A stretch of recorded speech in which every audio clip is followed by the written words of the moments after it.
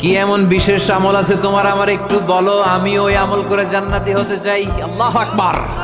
এবার আনসারী সাহাবী মুখ খুললেন, উনি বললেন, ও ভাই আব্দুল্লাহ ইবনে আমর ইবনে আস, এমন কোন বিশেষ আমল আমার নাই।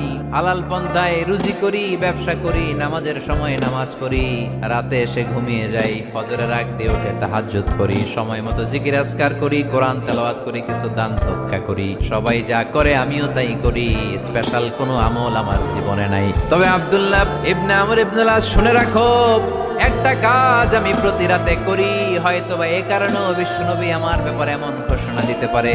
আব্দুল্লাহ বললেন, ও আনসারী সাহাবী, কি কাজ তুমি করো? এবার আনসারী সাহাবী বলতে লাগলেন, প্রতি রাতে যখন আমি আমার বিছানায় ঘুমোতে যাই, আমি কারো ব্যাপারে কোনো রাগ, কোনো হিংসা, কোনো ক্ষোভ অন্তরে নিয়ে ঘুমাতে যাই না।